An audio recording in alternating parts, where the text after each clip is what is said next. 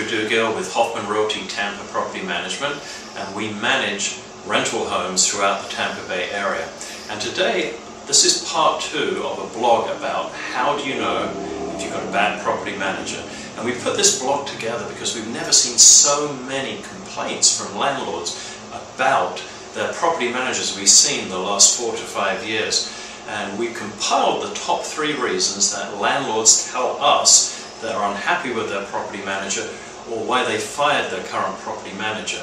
And they are that the property manager doesn't return their calls, that they can't get cash flow out of their property, and today what I want to talk about is they can't get their accounting right.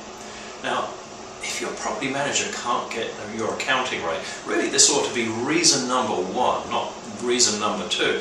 I mean, if they can't get your accounting right, how can you trust them with your money? I mean, think about this. If you had a bank and they sent you a statement every month, and every month when you looked at that statement, the amount of money you had in the bank was wrong, you'd fire them.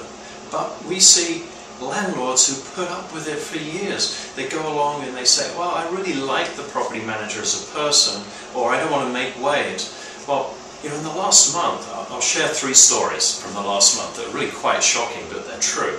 We had a property manager, a landlord call us a couple of weeks ago, and he told us that his property manager could not give him an income and expense statement for last year. And worse than that, he didn't even give him a 1099.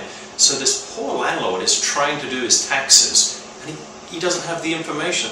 So that property manager has actually put that landlord's head on the block, potentially with the IRS. We had another landlord that called us, and he would have months where he got no owner draw. And he'd call his property manager, and the property manager couldn't account for it. I mean, what's that about?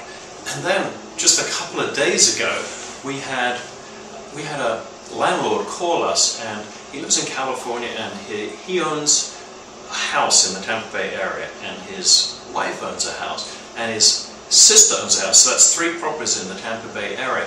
And his property manager took off with his tenant security deposit.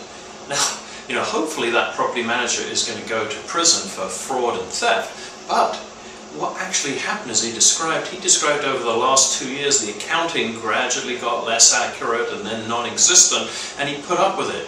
So don't do that. You know, if your property manager can't get your accounting right, get another property manager.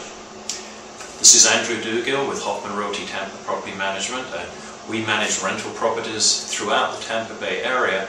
And if you're interested in talking about this blog, give us a call.